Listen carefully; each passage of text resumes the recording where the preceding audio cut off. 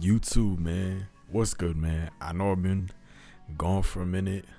I haven't uploaded in a while. Just practicing, listening to music, trying to get my life together. You know, all the stuff that everybody else got to do. You know, you got to prioritize.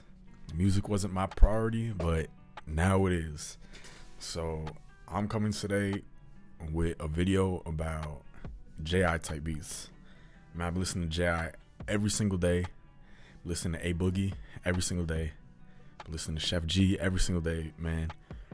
Just this whole wave of New York artists and the way they make beats and the people who produce for them.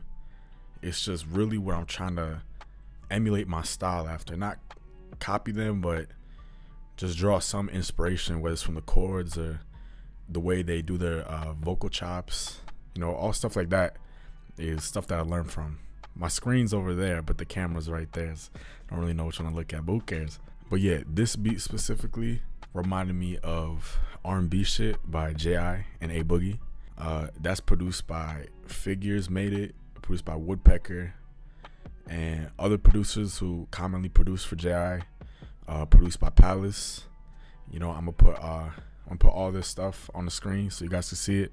Yeah, definitely check those guys out, because if you like me, you're gonna like them, because those are guys I'm trying to be like. So yeah, let's get right into it.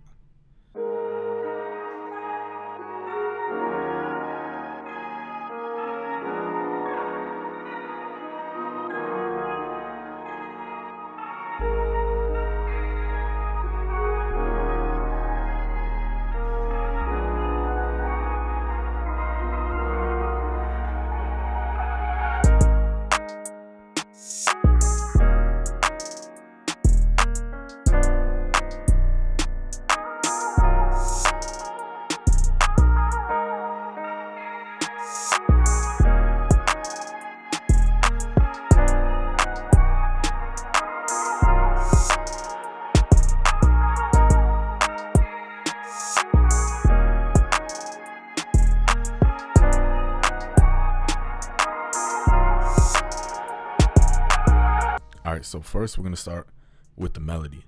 I started the melody with this piano from Omnisphere, and I'm going to show you the chords for that. I'll let it play.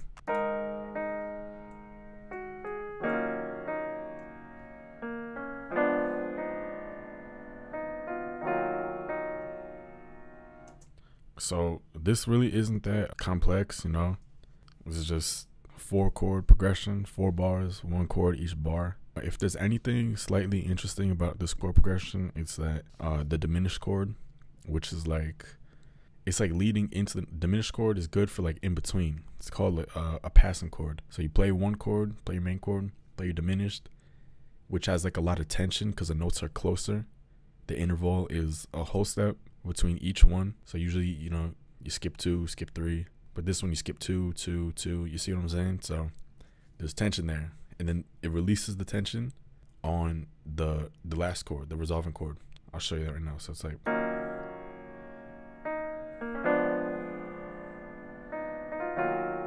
so it's like saying, I could probably play an example. So this is the C minor.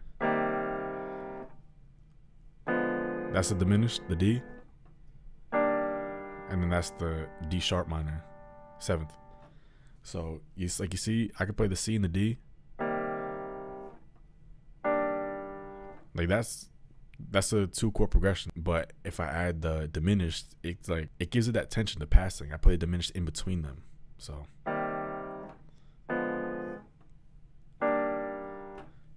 yes, you know, that's my way of explaining it. Definitely do a video in the future more about chords. And by the way I explain it, it might not be the way a music teacher will explain it, because I'm not a music teacher. I'm just a kid who found that information on YouTube, and then I'm relaying that information to you and how I processed it. So even what I said earlier about that 2-3 rule, and when I said skip 2-3, like, if you don't understand that, I'll explain it. Just let me know. I'll make a whole video on it, because your chords are like the base of your entire song.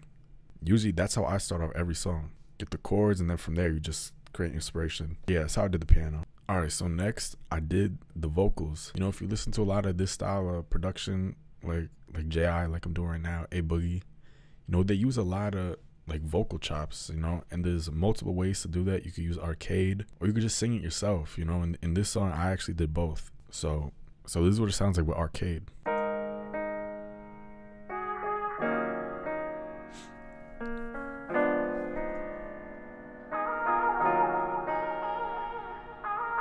Arcade is good, but I like to take a lot of the high end out. So this is everything I use for arcade. A lot of EQ. Sometimes you got to EQ twice or like multiple times just to get it right. Filter freak, down sweep, fruity delay, another EQ, cut out some mids, reverb, and then Pancake 2. Pancake 2 is it's a free plugin, so you should definitely go get it. A big mistake I used to make is all my melodies were in the center of the stereo field. Everything clashed. I still have that issue.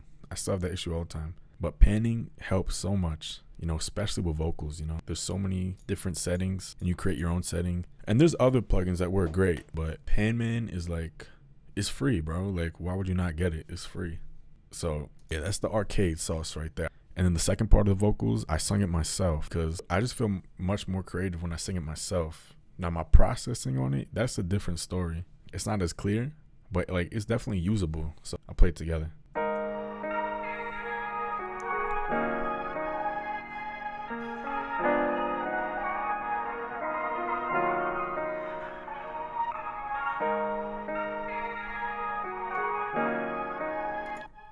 So there's no other way to explain it other than you have to sing it. I could show you my processing for that. Compress it, EQ, take out highs, another EQ, take out some like mid annoying frequencies, auto tune, EFX, man. This is the sauce right here. There's like other controls that other auto tunes give you, but this one has everything you need. And the one that makes this one literally the GO auto tune plugin is that it has presets. None of the other auto tunes have presets. So you see here in the bottom left, you can just explore all these presets from like famous engineers or whatever. The only person I know on this list is Mike Dean. I mean, shout out everybody else, but the Mike Dean presets are crazy. Ad-lib, big doubler filter, bubbling lead vox. Like, you don't even got to know what that stuff means. Like, just click through them. As you click, you find one that suits your voice or like suits the style you're going for. Without auto-tune, you need auto-tune for your vocal plugins to get this sound. Unless you're a really great singer, I guess you might not need it. You could just put like reverb. But I'm not a great singer at all. I wish I had the raw file because I would honestly show you. And then after the auto tune, another compressor, another EQ, another compressor, reverb, another EQ, take out mids, and then Pancake 2. Again, I pan my vocals too, just like I pan the arcade vocals. I'm gonna pan my vocals that I make myself. Make sense? All right, let's get it. All right, the last part of the melody is like this string section. So let me solo that.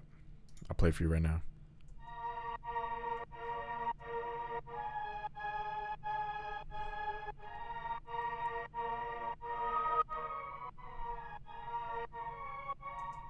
All right, so let me show you what that sounds like dry.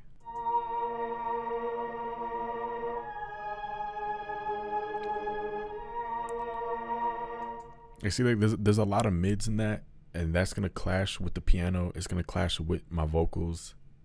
It might even clash with the drums. I don't know about that, but so you see, it's like real thick, and that's fine if that's your main component of the melody. But it's not. I want this to be in the background, so I wanted to add like movement to it, and you know, add an EQ. And also, don't be afraid to EQ. I used to be scared. I used to be terrified of the EQ, like it was fucking Pennywise or some shit. Like, your EQ should look like a roller coaster. Make it look like a skateboard ramp. Make it look like a snowboarding hill, ski slope. Do whatever you got to do. Make it look like volcano. Like, don't be scared of the EQ. EQ until you get the sound you want. You know, everybody's always asked what's like the secret plugin. Like, the secret plugin is the plugin that comes stock with every program. It's the EQ. The only extra plugin you need is reverb, like compressors, delay, and maybe the style that's in nowadays, which is like tape emulation. But all of those come stock. Literally all of those plugins come stock with your programs. And there's great plugins that are free. Like I showed you, Pancake 2. I use that in every single melody, every single beat. It's free. It's easy to use. It's like literally, it's one click. You know, Kyle Beats Drip had 2 clicks and it's perfect. This is literally 1 click and it's perfect. Actually, it's 0 clicks because you put it on and it automatically pans for you. So yeah, this is just crazy. But yeah, you hear it with the movement now.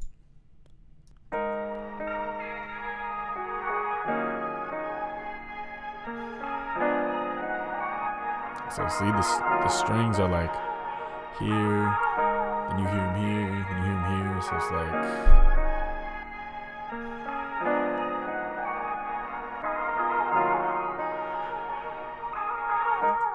so that's it. It's the whole melody, man. Like, all right. So shout out to this guy on TikTok. I forget his name. I'm gonna put his thing up right here. I won't forget your name next video, because I'll probably shout you out again, because you be dropping like a shit ton of gems on your TikTok trying to help people. And what you helped me realize is that arrangement is just like the most underrated part of making the beat. The decisions you make to add things in and take them out, and just all those decisions are very important, because that's what makes your song. Just to add energy, you know, so something's always changing. Like, see right here, I have the intro, then I have right before the hook, then I have the hook, then I have the verse, which is really short, then it goes back to the bridge, which is the intro, then I have the pre to the hook, then I have the hook again. You know, like, it's not that hard. You get used to it, you know, you'll get it. So for the intro, I kept the same chords from the piano, and I just put it on like a piano with a lot of reverb.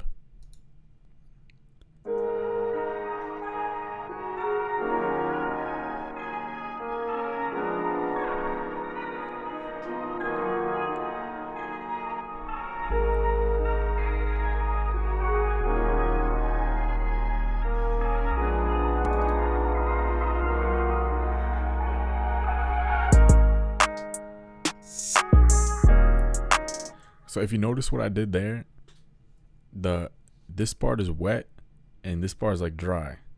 This part is big, has a lot of reverb, and then it's like, and then I took away. See, I took away that big sound, that big reverb sound. This part is no reverb, so it's like dry. You know what I'm saying? So that's like a transition. It's like a big transition from just have elements in your song changing. All right, so yeah, I'm gonna play just the melody by itself, and then we'll talk about the drums.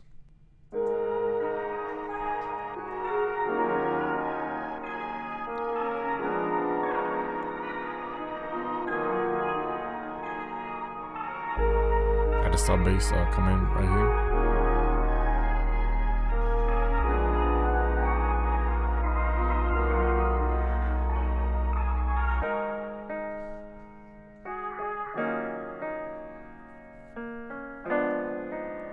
So see, it's like dry with that big intro. Now the vocals come back in,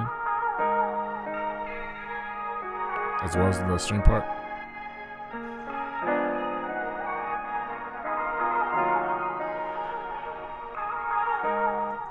All right, man, that's it. That's the whole melody, man. I'm really not gonna explain the drums, because drums are like so simple, man. Like, I'll make a whole separate video for drums, and like, actually, I don't even know if I'll do that, because drums, you really just have to feel out. Just listen to the song that you like and just study how the drums are. At least with like explain the melody, you could explain some like music theory, you could explain chord tips, you could explain the way you process it with the effects, just how I did with the string part, with the vocal part. But like drums, there's really none of that. Everybody's drum kit is hard. All the sounds like go crazy, they're loud.